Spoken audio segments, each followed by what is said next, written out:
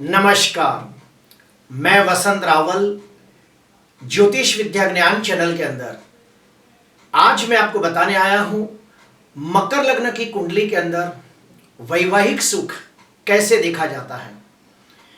मकर लग्न की कुंडली के अंदर आज मैं आपको 17 प्रकार के अलग अलग नियम बताने आया हूं।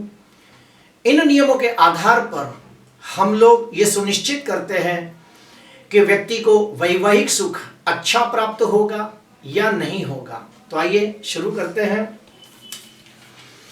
अगर कुंडली के अंदर यहां पे 10 नंबर लिखा है तो समझ जाना ये मकर लग्न की कुंडली है। पहला नियम, मकर लग्न की कुंडली के अंदर सप्तम भाव के अंदर चंद्र स्वगृही होकर बैठा हो तो निश्चित तौर पे ऐसे व्यक्ति को उत्तम कक्षा का सांसारिक सुख और वैवाहिक सुख प्राप्त होता है। दूसरा नियम, मकर लग्न की कुंडली के अंदर सप्तमाधिपति चंद्र पंचम भाव के अंदर उच्च राशि में बलवान होकर बैठा हो तो ऐसे व्यक्ति को अपनी पसंद का मन चाहा बहुत ही सुंदर, आकर्षक और तेजस्वी जीवन साथी मिलता है और उत्तम कक्षा का सांसारिक सुख और वैवाहिक सुख प्राप्त होता है। तीसरा नियम, सप्तम भाव के अंदर स्वगृही चंद्र के ऊपर तीसरे स्थान से स्वगृही गुरु की 5वीं दृष्टि चंद्र पर पड़ती हो। फिर से बोलता हूं कि सप्तम भाव के अंदर स्वगृही चंद्र के ऊपर गुरु की स्वगृही 5वीं शुभ दृष्टि पड़ती हो तो बहुत शुभ मानते हैं। ऐसे व्यक्ति को धार्मिक, आध्यात्मिक, विद्वान, ज्ञानी, धर्मिष्ठ, परोपकारी, सेवाभावी जीवन साथी मिलता है और उत्तम कक्षा का सांसारिक सुख और वैवाहिक सुख प्राप्त होता है। चौथा नियम, सप्तमाधिपति चंद्र चतुर्थ भाव के अंदर स्वगृही मंगल के साथ युति करके महालक्ष्मी योग नामक शुभ राजयोग बनाता हो तो बहुत अच्छा मानते हैं, क्योंकि यहाँ पे एक साथ तीन शुभ स्थिति निर्माण होती है। पहला, मंगल स्वगृही होकर रुचक योग नाम का पंच महापुरुष राजयोग बना रहा है। दूसरा, चंद्र चौथे भाव के अंदर दिग्बली होता है। तीसरा, चंद्र मंगल की युति महालक्ष्मी योग बनाती है। तो फिर से कहूंगा, सप्तमाधिपति चंद्र चतुर्थ भाव के अंदर स्वगृही मंगल के साथ युति करके बैठा हो तो ऐसे व्यक्ति को धनवान, यशवान, सर्व सुख संपन्न जीवन साथी मिलता है। विवाह के बाद मकान सुख, वाहन सुख, प्रॉपर्टी का सुख बहुत अच्छा मिलता है और उत्तम कक्षा का सांसारिक सुख और वैवाहिक सुख प्राप्त होता है।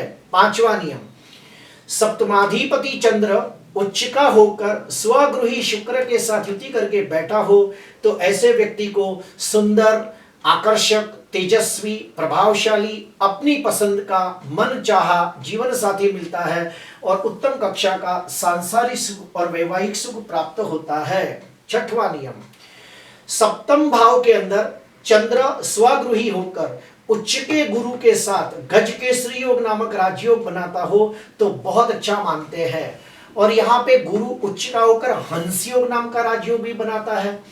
तो ऐसे व्यक्ति को विद्वान, ज्ञानी, धार्मिक, आध्यात्मिक, सामाजिक, सर्व सुख संपन्न, नीतिवान, व्यवहारुक जीवन साथी मिलता है और उत्तम कक्षा का सांसारिक सुख और वैवाहिक सुख प्राप्त होता है। सातवां नियम, सप्तमाधिपति चंद्र तीसरे भाव के अंदर स्वगृही गुरु के साथ बैठा हो तो बहुत शुभ मानते हैं। क्यों? क्योंकि यहाँ पे गुरु स्वगृही हो रहा है।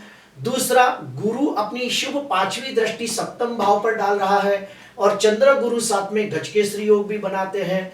तो ऐसे व्यक्ति को बहुत ही मेहनतू, साहसिक, पराक्रमी, शून्य में से सर्जन करने वाला, ईश्वर में अटूट श्रद्धा रखने वाला जीवन साथी मिलता है और उत्तम कक्षा का सांसारिक सुख और वैवाहिक सुख प्राप्त होता है। आठवां नियम, सप्तमाधिपति चंद्र उच्चिका होकर पंचम भाव के अंदर गुरु के साथ बैठा हो तो भी बहुत शुभ मानते हैं। क्यों? क्योंकि यहाँ पे चंद्र उच्च राशि में बलवान हो रहा है और 5वां भाव गुरु का कारक भाव है और चंद्र गुरु की युति त्रिकोण में गजकेसरी योग बनाती है। तो ऐसे व्यक्ति को बहुत ही प्यार करने वाला, जीवन भर साथ निभाने वाला, अपनी पसंद का मन चाहा जीवन साथी मिलता है और उत्तम कक्षा का सांसारिक सुख और वैवाहिक सुख प्राप्त होता है। 9वां नियम, सप्तमाधिपति चंद्र 12वें भाव के अंदर स्वगृही गुरु के साथ युति करके बैठा हो और गुरु विपरीत राज्यों की कंडीशन बनाता हो तो ऐसा व्यक्ति विवाह करके विदेश जाता है या फिर विदेश जाकर शादी करता है और सर्व प्रकार के सांसारिक और भौतिक सुखों की प्राप्ति करता है, उत्तम कक्षा का वैवाहिक सुख प्राप्त करता है। 10वां नियम, सप्तमाधिपति चंद्र भाग्य स्थान में बैठा हो और उसके ऊपर स्वगृही गुरु की 7वीं दृष्टि पड़ती हो तो भी ऐसे व्यक्ति को उत्तम कक्षा का सांसारिक सुख और वैवाहिक सुख प्राप्त होता है। 11वां नियम, सप्तमाधिपति चंद्र प्रथम भाव के अंदर उच्च के मंगल के साथ युति करके महालक्ष्मी योग बनाता हो तो भी बहुत शुभ मानते हैं। क्यों? क्योंकि यहाँ पे मंगल उच्च का होकर रोचक योग नाम का राजयोग बना रहा है, चंद्र मंगल की युति लक्ष्मी योग बना रही है और मंगल उच्च का होकर सप्तम दृष्टि से 7वें भाव को भी देख रहा है। तो ऐसे व्यक्ति को स्वस्थ, तंदुरुस्त, निरोगी, साहसिक, पराक्रमी, धनवान जीवन साथी मिलता है, उत्तम कक्षा का सांसारिक और वैवाहिक सुख प्राप्त होता है। 12वां नियम, सप्तमाधिपति चंद्र 4थे भाव में बैठा हो और उच्च का मंगल अपनी 4थी दृष्टि से चंद्र को देखता हो और 7वीं दृष्टि से सप्तम भाव को भी देख रहा है तो ऐसे व्यक्ति को स्वस्थ, तंदुरुस्त, निरोगी, साहसिक, पराक्रमी जीवन साथी मिलता है, उत्तम कक्षा का सांसारिक और वैवाहिक सुख प्राप्त होता है। अभी हम लोग जानेंगे अशुभ फल कैसे देखा जाता है, तो सुनिए। सप्तमाधिपति चंद्र 11वें भाव के अंदर नीच राशि में निर्बल होकर राहु के साथ चंद्र ग्रहण योग नामक अशुभ योग बनाता हो तो ऐसे व्यक्ति को निश्चित तौर पे विवाह में विघ्न होता है, देरी होती है या फिर विवाह भंग के योग बनते हैं। दूसरा, सप्तमाधिपति चंद्र शनि, राहु, केतु जैसे पाप ग्रहों से भ्रष्ट होकर 6वें, 8वें, 12वें भाव में बैठा हो तो भी विवाह में विघ्न होता है, देरी होती है या फिर विवाह के बाद कंकास कलेश के साथ विवाह भंग होता है। तीसरा, सप्तम भाव के अंदर चंद्र शनि का विष योग या फिर शनि राहु का श्रापित योग या फिर सूर्य शनि का संघर्ष योग या नीच के मंगल राहु के साथ बैठा हो तो अंगारक योग नामक अशुभ योग बनता हो और सप्तमाधिपति चंद्र 6वें, 8वें, 12वें भाव में पीड़ित होता हो तो निश्चित तौर पे विवाह भंग के योग बनते हैं। चौथा नियम, 7वां भाव 2 पाप ग्रहों के बीच में हो तो हम उसे पाप कर्तर योग कहते हैं।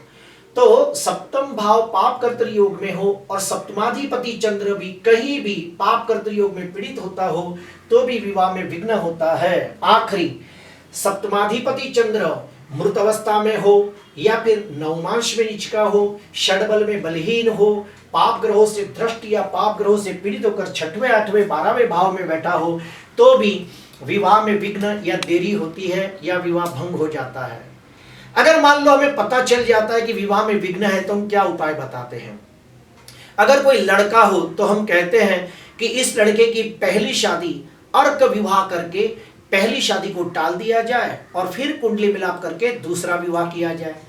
अगर मान लो कोई लड़की की कुंडली के अंदर पता चल जाए कि इसकी शादी टूटने वाली है तो हम सलाह देते हैं कि इस लड़की की पहली शादी भगवान विष्णु के साथ की जाए, यानी कि कुंभ विवाह की पूजा करके प्रथम विवाह के दोष को टाल देना चाहिए और फिर कुंडली मिलाप करके दूसरा विवाह करना चाहिए। अगर मान लो कोई लड़की की कुंडली के अंदर 2 शादी टूटने का योग है तो कैसे पता चलता है, तो अगर 9वां भाव उसकी कुंडली में दूषित होता हो तो दूसरी शादी भी डिस्टर्ब हो जाती है। अगर 11वां भाव उसकी कुंडली में अशुभ बनता हो तो तीसरी शादी में भी प्रॉब्लम होता है। तो फिर से कहूंगा, 7वें भाव से पहली शादी, 9वें भाव से दूसरी शादी, 11वें भाव से तीसरी शादी देखी जाती है। प्रिय दर्शकों, आज के लिए बस इतना ही। आपको अच्छा लगा हो तो जरूर लाइक करना, सब्सक्राइब करना। नमस्कार।